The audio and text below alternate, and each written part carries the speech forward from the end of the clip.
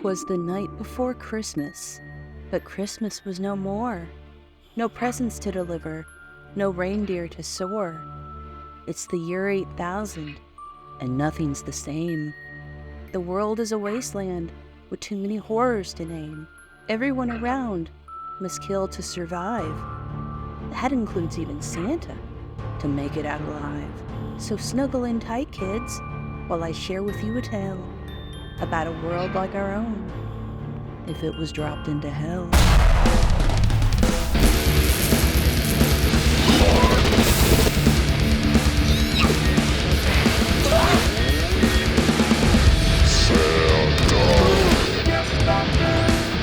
Oh, you're right, I'm agitated. Santa's done being nice. Hey everybody, welcome to the latest episode of the Infinite Santa 8000 podcast. I'm your host, Jessica Dwyer, and with me as always is Santa Mike and Elf Greg, right then. And we are okay. Yeah, the hood, I'm not going to go there. There is a whole joke that I could have just done that would be way uncouth right now. So everybody, thank you guys for joining us. This episode, we're going to talk about a few different things, and one of them is going to be the fact that Infinite Santa 8000's director's cut is now available to stream online. Yes. Finally, yes. And one of those locations is Tubi, which is one of my favorites. And someday, if they ever do a pay service, I would gladly pay for Tubi. Mm-hmm. But they won't do it. They won't do it because they hate me. But but you can view the film all in its glory on Tubi, which is fantastic. Mike, was there any other locations that we know of that it's officially streaming at right now other than Tubi? I found it on Fawsome, Fawsome. Depending on how you search for it, I looked on Roku and I was like, 7 different ways. It's Fawsome Action, Fawsome Christmas, Fawsome, et cetera, et cetera, et cetera. So just like always, our advice, whether you're hearing this when it premieres or later, just search for it on whatever you use, internet, Roku, Google TV, phone. Yeah. I don't know, Atari, whatever you're doing. Atari? I found it through IMDb. I don't know if that was through Fawsome, but there was some random place it was streaming like a week ago.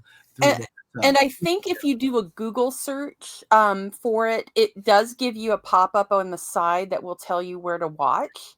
And I think it does give the options for you to find it there. So it's out there for you guys if you haven't bought the Blu-ray yet, which you should.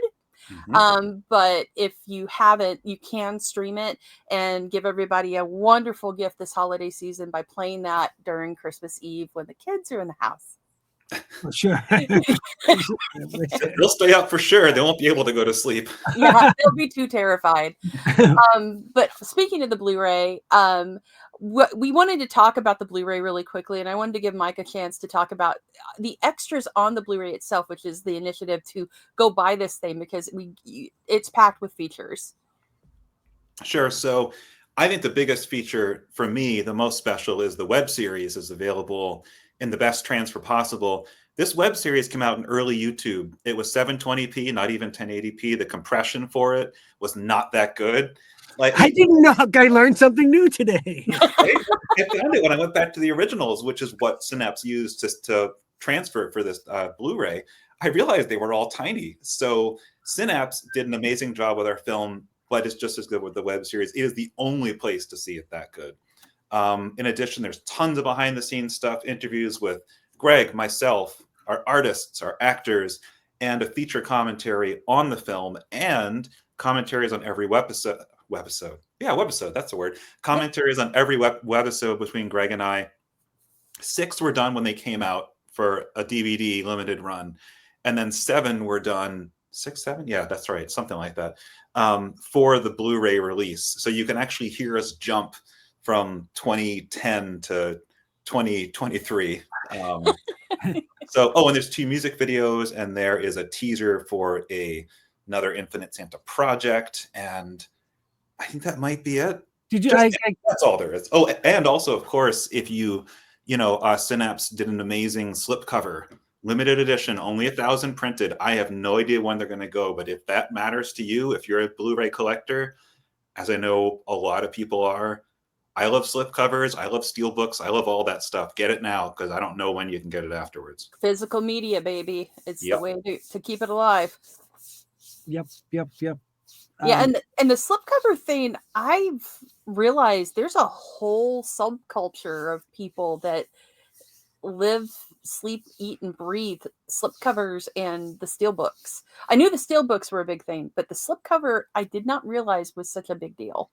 And now I know, which is interesting. Like that's there's quite a few vendors out there, and Synapse is one of them, that definitely cater to that, and they're great. So yeah, definitely if you are a physical media lover, don't miss out on the Blu-ray. Get the special edition, because again, if you run into us at a show, these guys can go sign it for you. There. Him. So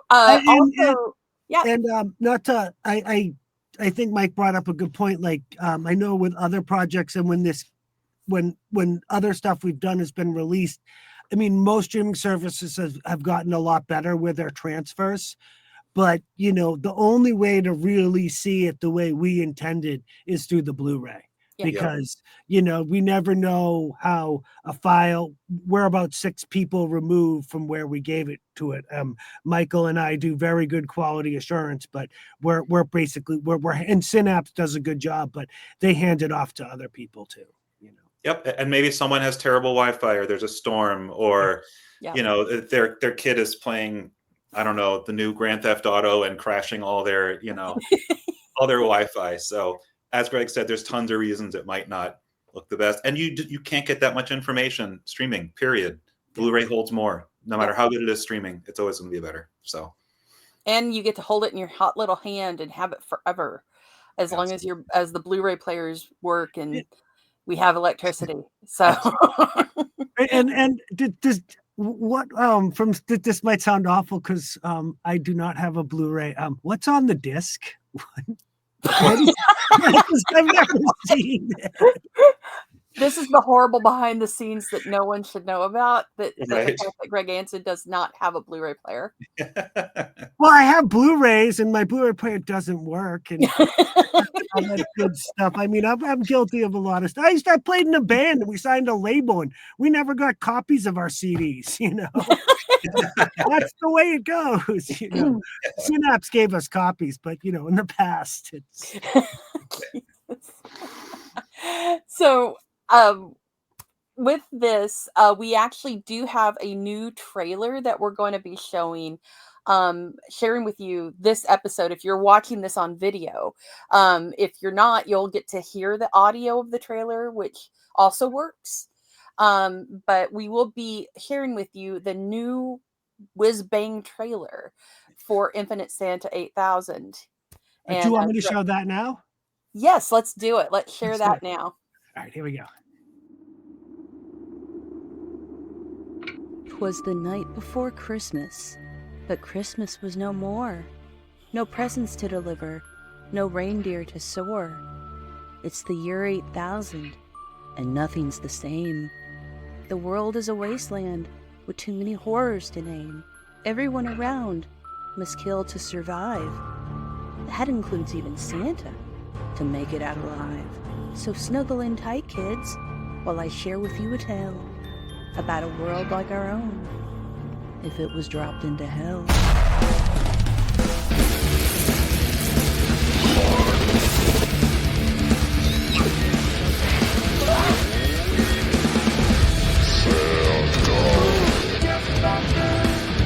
Oh, you're right, I'm agitated.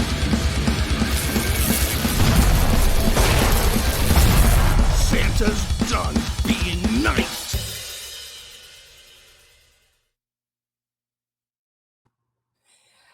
Wow, Yeah. that is so badass, and you will hear some familiar voices on that trailer as well.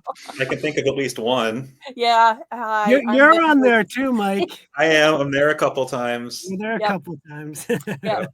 So I hope you guys enjoyed that. I think it looks great. So let's talk about for a little bit how we came to create a new trailer for this project. And Greg is the maestro that put that together, and found all the bells and whistles. So a little insight in the behind the scenes of how to create a trailer for your project, and Greg can give a little insight into that. Well, it really shows like team effort and why, like in the last episode, we talked about how when you write, you need to have a group of people. I mean, Mike and I and you, but Mike and I, we wanted to make a new trailer. The ones I looked at them were 10 years old. We made new graphics for the Blu-ray that weren't in the trailer. And I had an idea of like what is it? Avengers, like those movies where you see the pictures in slow motion at the beginning, or like they're stills. And I thought I might be able to separate the art and do something like that for the beginning. But because that was going to take an inordinate amount of time, I actually watched, was it Terrifier 1? And it starts with the TV. Yep. And you see that all over the web. And I went with that aesthetic. I used a different one, and I had an awful intro. Like I just had like a few words, but I put some of the pictures on like a wasteland type thing, and with the effect on the TV with clips, and knew we had to have the title, and then I knew the trailer needed to be like a minute. I didn't want to make something long. And then the clips at the end, like I knew there'd be a quick montage with the metal music. And actually the clips at the end, that was the last thing I did in putting it all together. And I just seen the movie so many times. I just went in and went through in like 4 minutes and like just found little things that I thought were cool, look cool for 30 seconds. But then when I showed it to Jessica and Mike, Jessica said, well, how attached are you to the voiceover? And I'm like, not at all. And then you thought of that great voiceover, and that kind of changed the tone of it. And then in a meeting afterwards, you said, well, what happens if we had it at like a Christmas house? Yeah. And I think you found that, we do a lot of things with Adobe stock, and like, pay $20 for some image or whatever. So I think we found that and just kind of took it from there. There's a little bit of composition at the beginning, but I like it because it's a divergence from our other trailers. It's like it puts us almost in the now. It's not all animated and then at the end you're like, oh, this is animated. And your voiceover was great, and some of the clips on TV just randomly worked with the Yeah, the kids. like you're sometimes so busy technically trying to see the vision in your head, and then when it doesn't work, how can you make what you see the best? That like you're just putting in the elements. And I was going to bring it to you guys and say, what do you see? And you're like, that looked great for that. And I'm like, oh, I meant to do that. Yeah, right. I was like, oh, it's perfect. And you're like, I mean, I think it kind of shows the bigger thing of writing, creating, that, you just got to be committed to doing it, versus like, being your own critic, and then just kind of taking it from there. And like, there really aren't many flaws in this. I mean, but it's also too was pretty simple from my point of view in terms of like actually animating a scene in Infinite Santa. Like this took way less time than like one scene in Infinite Santa, because all the elements were there, The one thing with this that I want to talk about was the fact that with this project, with Infinite Santa, we've spoken before about it being an evergreen type of film, because there's always a Christmas, there's always a Santa. Every year, this thing is going to be apropos for the time, and the idea of there being a Christmas house and it being on TV feeds into the idea that we have with the film doing something like that, and it oh, well, gather around, like the weirdo family that really loves Infinite Santa and is like, yeah.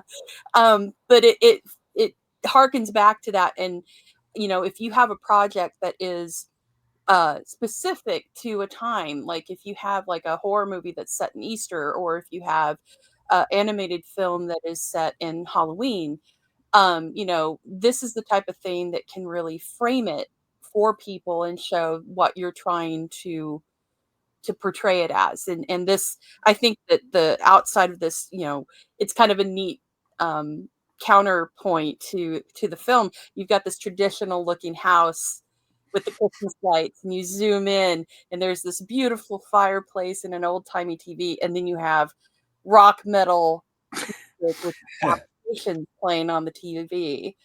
And that's where I went with the Night Before Christmas type of thing for the voiceover, because it sounds so nice and blah, blah, blah. You listen to it and you're like, oh, this isn't a happy story.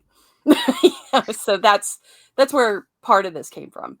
I'll let Mike talk. One little thing that I thought was really effective. So when Greg came back with the edit, he'd used all this footage we'd never shown before, which I thought was really interesting, because we've when you market something like this, it's a mixture of being very calculated of like, what do you need to tell the story? What's the most effective stuff to kind of get someone hooked? Our hook has always been the cyborg Santa Claus killing mutants and robots, et cetera, because it's ridiculous. So we have to have that in there. But what I thought was cool is that everything in our movie is eye candy pretty much. And Yeah. Greg, you chose some neat stuff with different characters, robots, just visually different stuff. And what's neat is that it's not spoilers. I mean, Right. like, it's just cool stuff. And, there are fans that care about that. And if anything, I see that and it's like, whoa, what is that? And yet you still got the big bunny in there. You got Santa saying Santa's done being nice, all that stuff, kind of hook lines that we've used. And then we have the giant, new logo that Nick Clark did that's like got even more explosions and more badass than the old one. Just when you thought you couldn't have it, we have it. So I like it, and it is different, like you said. It's eye-catching. Our other ones very much follow a similar formula, and I think it's great. Sometimes a trick with this can be, we've done this so many times, how do you make it new? And this makes it new. I think that's the biggest thing I'm proud of. It's something different. And you hit the nail on the head there with, I don't know if it was necessarily, because I was going in that the montage part. It's about 22 frames that the human brain, like if you put a clip on screen, it's a little over under a second that people, like, a frame people can't recognize couple. So I was going for about a second to 3 second clips, and you it kind of step back. Like sometimes you see a trailer and you see something in the trailer that's so cool, and then when you see it in the movie, it doesn't have the same impact. Yeah. And like Mike said, there, like every frame, not every frame, but every scene of our movie has unbelievable artwork. And we made a little storybook that we use to promote when we shop it, which is very expensive to make. But if you look at it, it's almost every frame of the movie is a piece of art. So I kind of had that in mind. And I don't think I necessarily, because Mike's really good at trailers, I don't know if I had put the other trailers together. It was 10 years ago. So I kind of came at it with like, I want to keep it short and kind of like, what is cool? Like the hand, like I would never thought, I can't even get on screen. I would have never thought that was cool a couple, 10 years ago, but now I look at it and you're like, what is that? And it's like it's that thing in someone's brain. You don't know what image is going to catch with someone, For sure. And this kind of leads to the other point.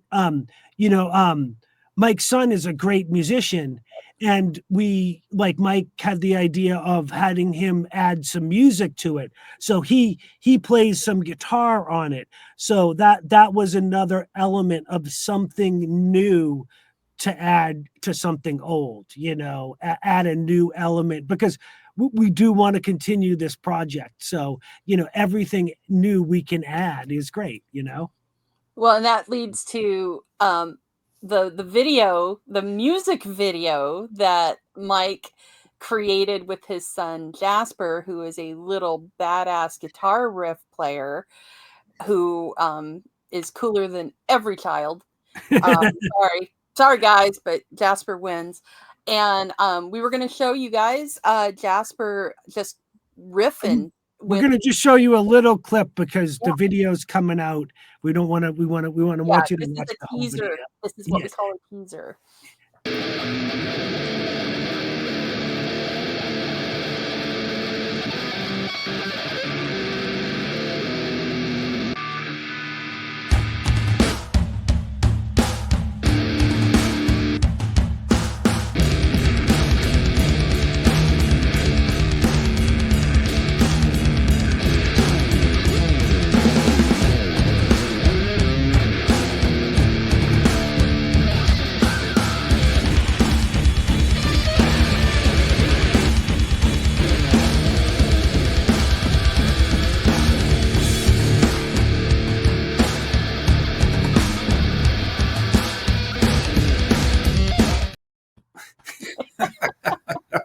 See, I told you guys, he wins. He wins. He's the coolest kid.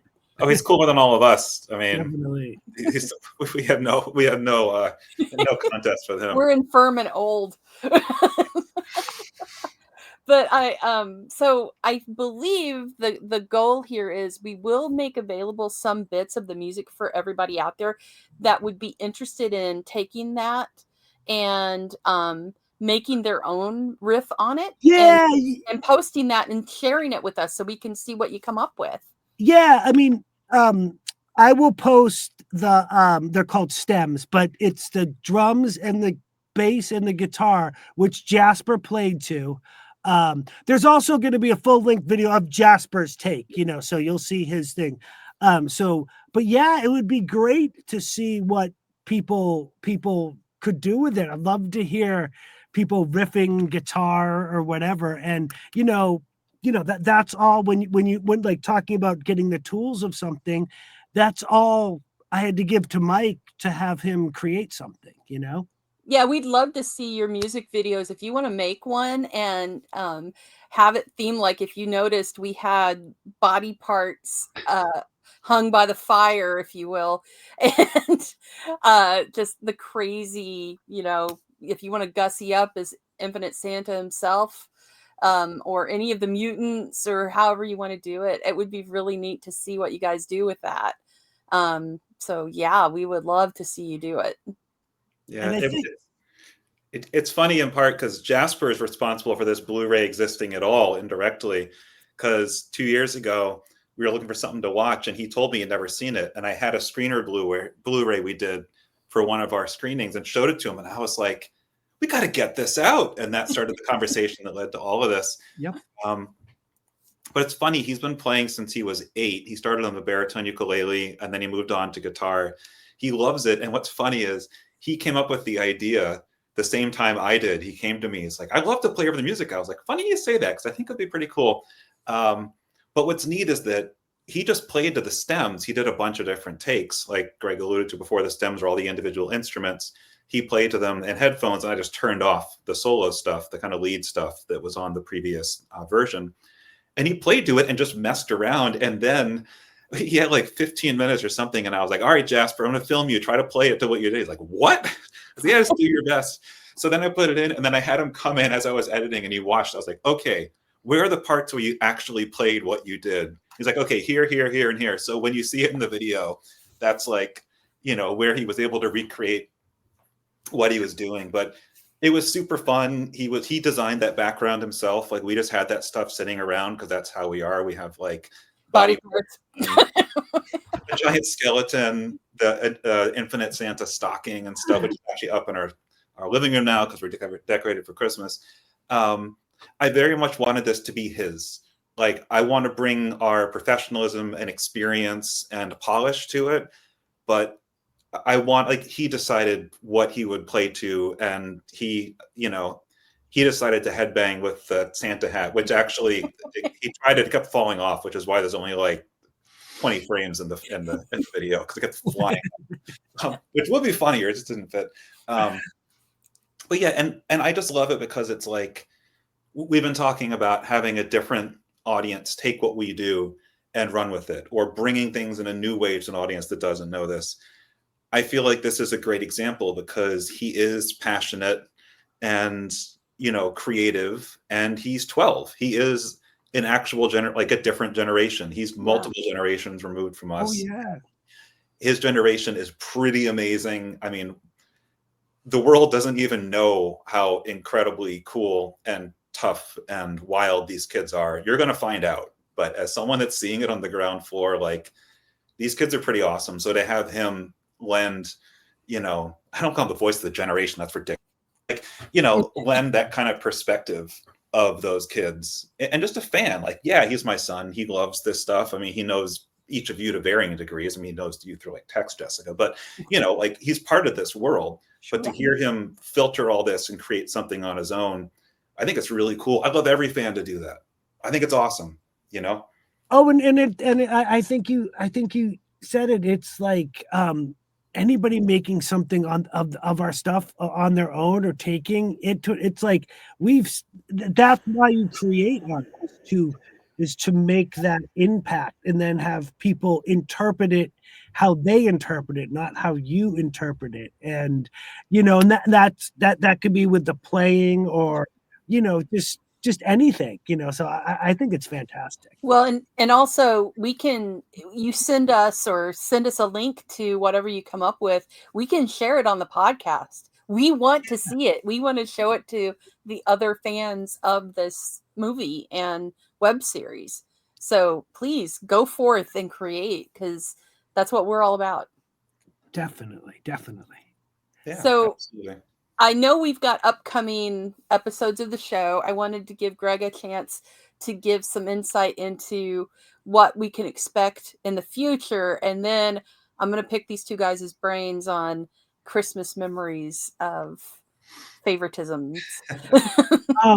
I mean, we'll see if we get another podcast done before Christmas. I'd like to do one on the music, but it's just, the film's coming out. We have a lot to promote. We are definitely, like I said, going to go do some deep dives into animation. I didn't want to put the stuff I did up for this for the trailer, because it wasn't that interesting. Like, it just a few. Could do animation. We're going to do the voiceover. Get some of the actors. Yep. I think we talked about what the future holds in terms of where this story's going, who might be involved, and what we're looking to do, depending on how big of an audience is out there. Maybe people who are listening to this would want to help in some ways, because this project, it's very unique in where we find our fans, and we have a lot of them. But it's just, if you're watching this, we thank you. You're part of the Infinite Santa, club. Yeah, and just to add on to that, I mean, the fans have always been what's driven this. The web series, the film, it really lives. I mean, we put ourselves out there. We promote as much as we can. We create content for people, whether it's the film, web series, or other stuff. But it really depends on fans spreading the word, and fans do. Every single one that does, and it makes this come to life. I mean, you don't know how important and amazing it is. Whether it's just someone telling somebody, on their own that we never hear about, or someone leaving a review or Instagram post or TikTok or anything. We love all of that, really. And it's crazy who shows up to be a fan of this. Like, I geeked out at Horror Hound Weekend when we were there at the film festival, because we had voice actors from Red Dead Redemption showing up. That's right. And they watched the film and were fans of it. And I'm just like, you're the favorite video game I've ever played. What are you doing here? So, it's crazy who has found this and loves it. So we love our fans. We love the fans of this. You guys are good people. And we'd love to have you involved in whatever ways you can take part in, especially helping, spread the word and just you know, if you want to make a music video, make a music video. It'll be great. We'll share it. So Yep.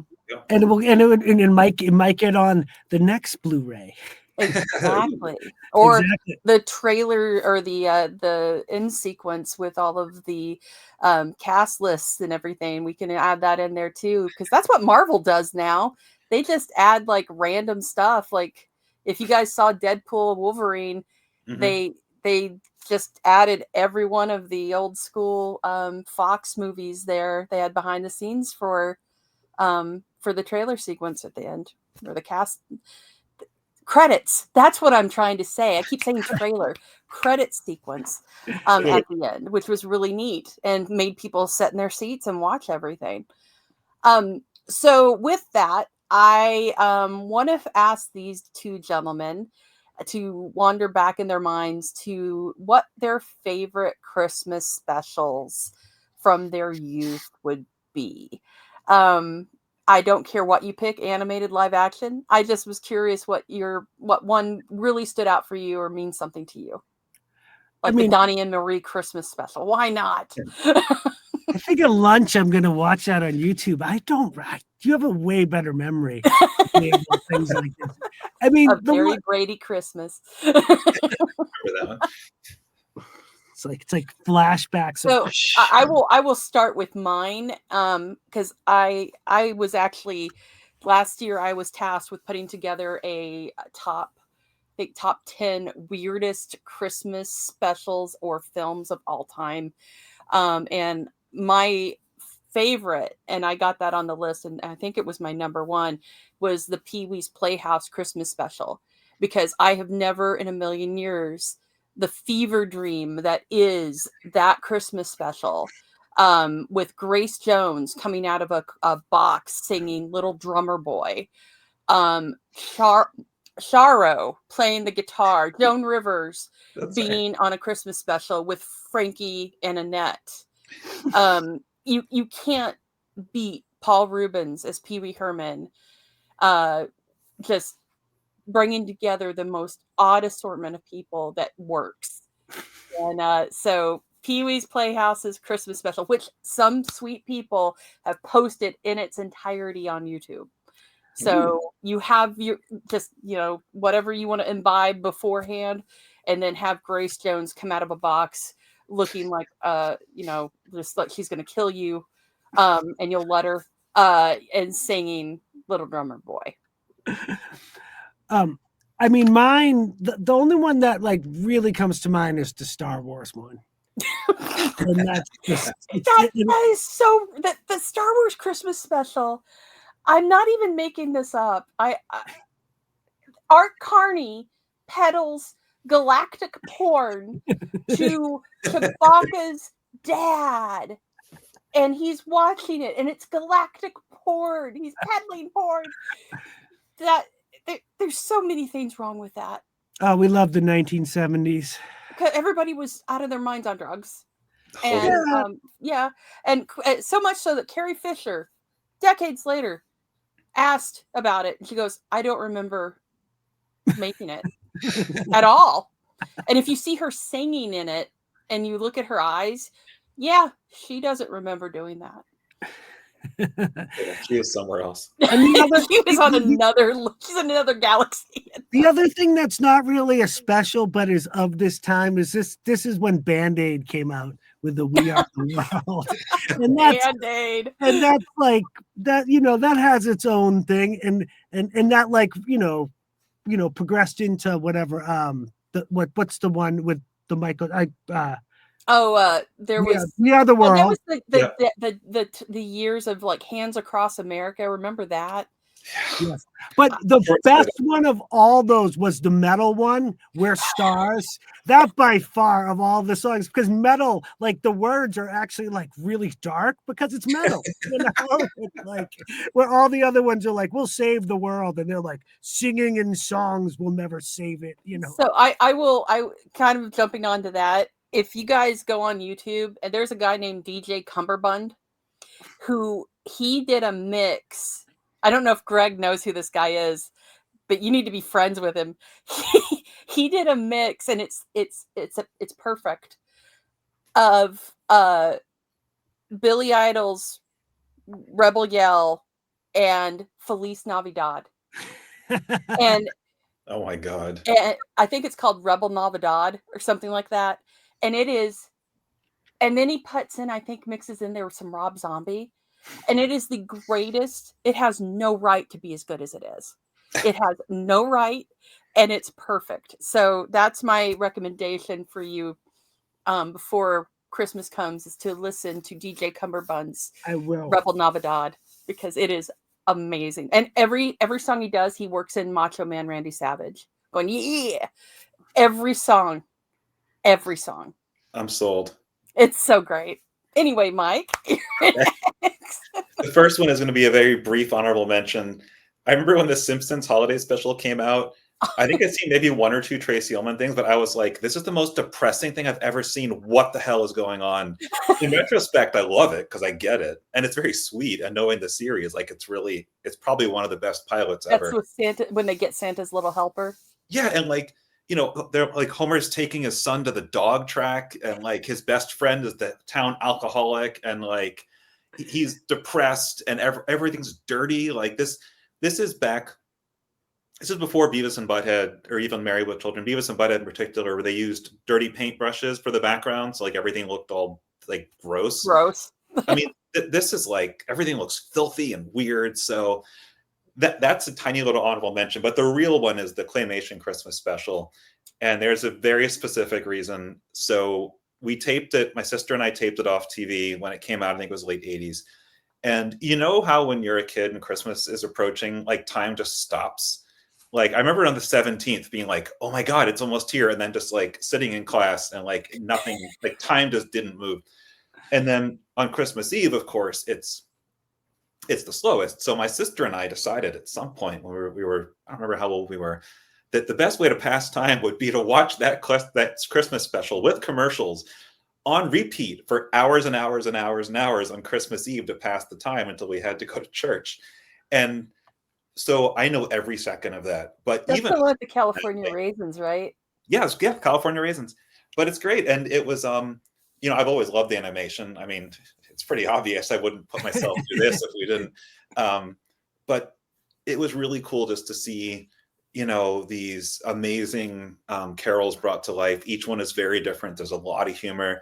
There's one where it's Joy to the World animated by pushing clay over glass, which like, and you watch it and like, it doesn't even look like clay. And I didn't realize till years later how the technique is, but basically they're pushing colored clay that's lit through glass and making shapes and abstract pieces out of it. And all of a sudden they'll sculpt this like photorealistic picture of Mary and Joseph and Jesus. And it's just like, I tell you what, this is totally going on a tangent, but the Rankin Bass Christmas specials, like I like the ones that nobody talks about, like, because they get you in the heart. Like the one about the bigger donkey I challenge everybody out there to watch the one about the donkey and not cry as he was, you know, the angel comes to the donkey and tells him, you know, we all are here for a reason. And his reason was his ears were able to keep Mary and Jesus protected against the sandstorm as they walked through the desert. And it will rip your heart out because it's so sweet, because he was made fun of his whole life because he had these big ears. And it's like, nope, you're the chosen donkey to take Jesus to the manger. And it's like, yeah, I just want you to imagine like 7-year-old Jessica just bawling as this little donkey protects Mary and the baby with its ears. So yeah, the Rankin Bass specials are like up here. They're their own thing. Yeah, they're But great. anyway, I went off on a tangent. I'm sorry. Oh, no. So anyway, those are our choices. If you want to cry, Rankin Bass. But if you want to check out and take some edibles, Star Wars Holiday Special, that's your jam. Then watch Infinite Santa. Yeah, Infinite Santa. Once I kick the in, dancing, singing raisins that'll freak you out. Yeah, if you don't know what we're talking about, go look them up. They were a thing. Oh yeah. And then also to the fever dream that is Paul Rubens as Pee Wee Herman with all of his crazy eclectic friends for the Playhouse Christmas special, which is on YouTube. So everybody, if we don't see you again before the holiday, thank you. Merry Christmas. Happy holidays. Mike, Greg.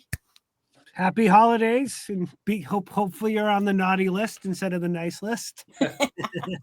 Seasons bleedings. Scary Merry Christmas, guys. Thank you again. Hope you get everything you want. Hope you're safe and having a great time with your families or friends or friendlies. What friendship? Or your friends. pets. Or your Yeah. pets. Yep. Yeah. That's Yep. Definitely. Pets. Yep. Everybody. So again, thank you so much. And if we don't see you for Christmas again, have a good one. Yep. We'll see you next year. later. The Infinite Santa 8000 podcast is a Burt Reindeer Films production. The podcast is produced by Greg Ansin, Michael Neel, and Jessica Dwyer. Music performed by Todd Cuff, Josh Quadra, Anthony J. Resta, and Jasper Neal. For more information on the film and the podcast, please visit infinitesanta.com.